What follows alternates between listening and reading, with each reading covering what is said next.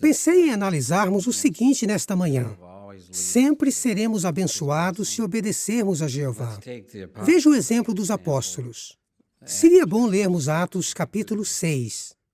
É o texto mencionado em nosso comentário. Um dos comentaristas destacou esta participação dos apóstolos, a distribuição de alimento físico milagrosamente provido por Jesus.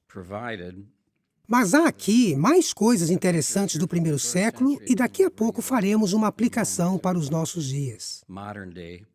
Vamos ler Atos 6, de 1 ao 4. Naqueles dias, ao aumentar o número de discípulos, os judeus que falavam grego começaram a reclamar dos judeus que falavam hebraico, porque as suas viúvas estavam sendo deixadas de lado na distribuição diária.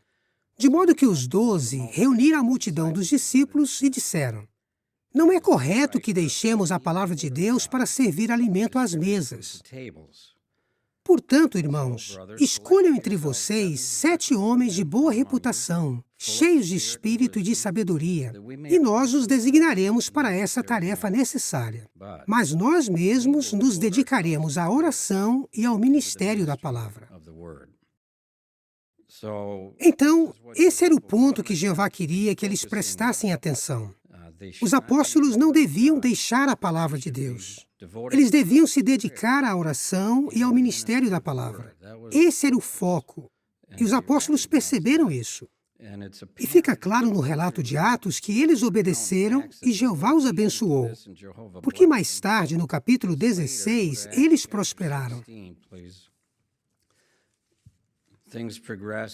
Como sabemos, o corpo governante do primeiro século envolvia outros além dos apóstolos, e eles tinham muitos assuntos a considerar.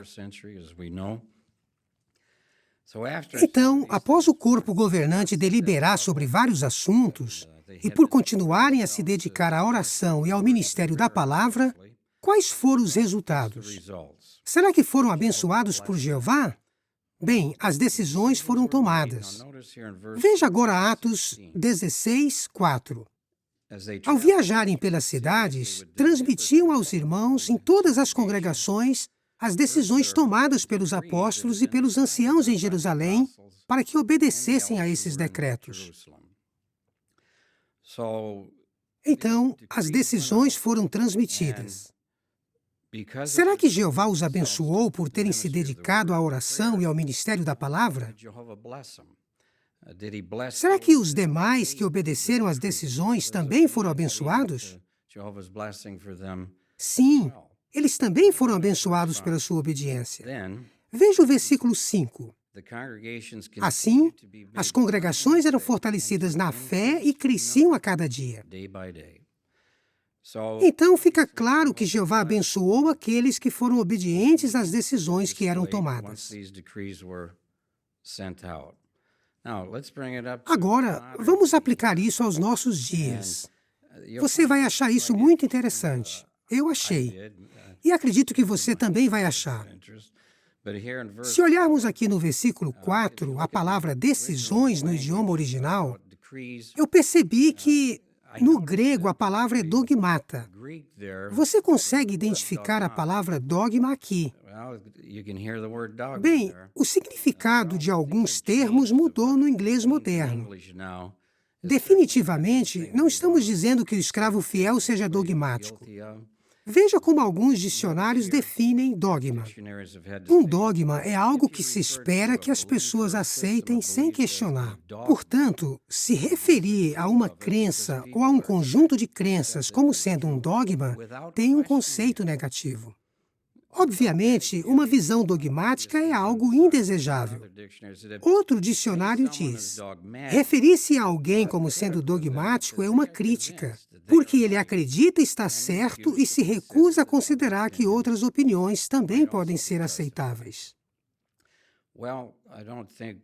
Bem, não creio que desejamos aplicar esse termo às decisões tomadas hoje pelo escravo fiel.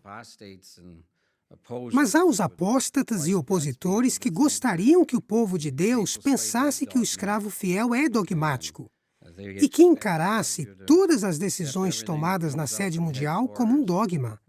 algo arbitrariamente decidido. Bem, essa não é a realidade. E é por isso que, quando se refere aos assuntos considerados não só pelo corpo governante, mas também pelas comissões de filial, o termo é apropriadamente traduzido por decisões. Esse é um arranjo teocrático. Jeová está abençoando o escravo fiel e é bom nos lembrarmos disso. Agora, por favor, deixe sua Bíblia marcada em Atos 16, enquanto abre em Mateus 24. Veja no versículo 45 que uma pergunta foi feita e a resposta é dada nos nossos dias. Mateus 24, 45. Quem é realmente o escravo fiel e prudente? Notou? Escravo está no singular. A quem o seu senhor encarregou dos seus domésticos para lhes dar o alimento no tempo apropriado. Então, fica óbvio que esse é um escravo composto. As decisões tomadas pelo escravo fiel hoje são feitas coletivamente. Ninguém decide sozinho. Estas decisões, se você quiser chamar de decretos, são tomadas coletivamente.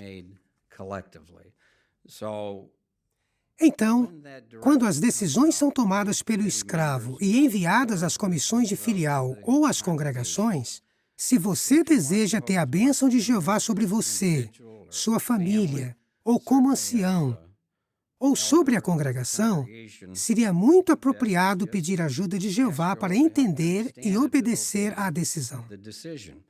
Veja, a mesma coisa que aconteceu no primeiro século acontece hoje. Veja os versículos 4 e 5 de Atos 16, onde pedi para deixar marcado. O que acontece quando o superintendente de circuito traz novas direções do escravo fiel? Ou quando os membros das comissões de filial se reúnem para tomar suas decisões e seguem as orientações? Qual é o resultado? De acordo com o versículo 5, a palavra assim indica que quando seguimos as orientações, somos fortalecidos na fé. As congregações vão aumentar, o território da filial vai prosperar a cada dia. Por quê? Porque, conforme mencionado no início, Jeová abençoa a obediência. Essa é uma teocracia regida por Deus, não uma coletânea de decisões tomadas por homens. É governado desde o céu.